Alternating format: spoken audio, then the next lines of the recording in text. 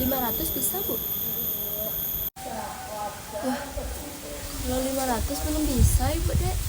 Bangkrut nanti, Ibu. Kalau 600 bisa, Bu? Tengah-tengah. Bisa, Ibu? 600. 600 dek? Boleh deh, ambillah 600. Kira-kira apa ya interaksi yang baru saja terjadi? Yaps, interaksi yang baru saja terjadi disebut dengan negosiasi.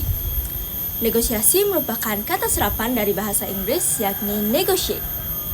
Dalam KBBI, negosiasi berarti proses tawar-menawar dengan jalur berunding guna mencapai kesepakatan bersama antara satu pihak, yakni kelompok atau organisasi, dan satu pihak, yakni kelompok atau organisasi lainnya.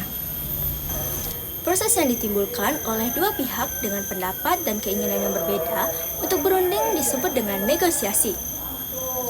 Untuk mencapai suatu keberhasilan dalam negosiasi diperlukan adanya penyampaian argumentasi yang kuat dan tidak terbantahkan. Argumentasi ini harus disampaikan secara menarik dan santun. Negosiasi memiliki 3 bentuk. Yang pertama, negosiasi berdasarkan situasinya. Yang kedua, negosiasi berdasarkan untung ruginya. Dan yang ketiga, negosiasi berdasarkan cara penyampaiannya. Negosiasi berdasarkan situasinya dibagi menjadi 2, yakni negosiasi formal dan negosiasi informal. Negosiasi formal merupakan negosiasi yang dilakukan dengan adanya perjanjian atau hitam di atas putih yang sah secara hukum. Seperti contohnya kerjasama antara 2 perusahaan. Sedangkan negosiasi informal merupakan negosiasi yang sering kita jumpai di kehidupan sehari-hari. Contohnya seperti proses tawar-menawar di pasar. Selanjutnya yakni negosiasi berdasarkan untung dan ruginya. Pada pengelompokan ini, negosiasi dibedakan berdasarkan untung dan ruginya pihak yang terlibat. Ada 4 negosiasi. Yang pertama yakni negosiasi kolaborasi, negosiasi dominasi, negosiasi akomodasi, dan negosiasi menghindari konflik. Pada negosiasi kolaborasi, kedua belah pihak sama-sama diuntungkan, sehingga negosiasi ini sering juga disebut dengan negosiasi win-win. Pada negosiasi dominasi, pihak negosiator mendapatkan keuntungan yang lebih besar dibandingkan pihak yang diajak negosiasi, sehingga negosiasi ini disebut juga negosiasi win-lose. Pada negosiasi akomodasi, pihak yang diajak negosiasi mendapatkan keuntungan yang lebih besar dibandingkan negosiator, sehingga negosiasi ini disebut juga dengan negosiasi lose-win. Nah, pada negosiasi menghindari konflik ada yang unik. Negosiasi ini merupakan negosiasi di mana kedua belah pihak sama-sama mengalah demi keuntungan bersama. Sehingga negosiasi ini disebut juga dengan negosiasi lose-lose. Selanjutnya, negosiasi berdasarkan cara penyampaiannya. Berdasarkan cara penyampaiannya, negosiasi dibedakan menjadi 2, yakni negosiasi lisan dan negosiasi tulis. Negosiasi lisan tentu saja merupakan negosiasi yang dilakukan dalam ragam lisan. Contohnya seperti kegiatan tawar-menawar yang dilakukan di pasar tradisional. Negosiasi tulis merupakan negosiasi yang dilakukan menggunakan sarana tulis. Contohnya seperti pada pembuatan surat resmi, surat penawaran barang, maupun surat permintaan barang. Kira-kira apa ya ciri-ciri dari negosiasi ini? Ciri-ciri dari negosiasi ada 4. Yang pertama yakni adanya partisipan dengan kepentingannya masing-masing.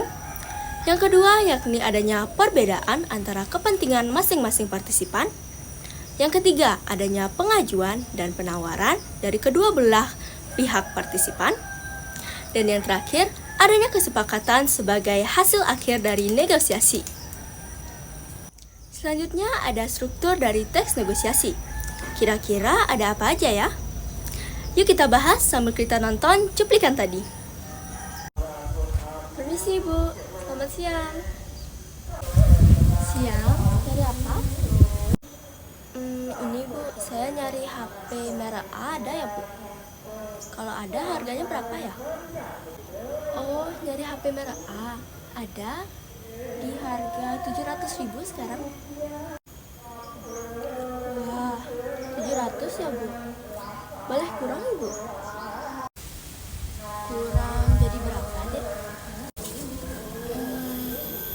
500 bisa, Bu?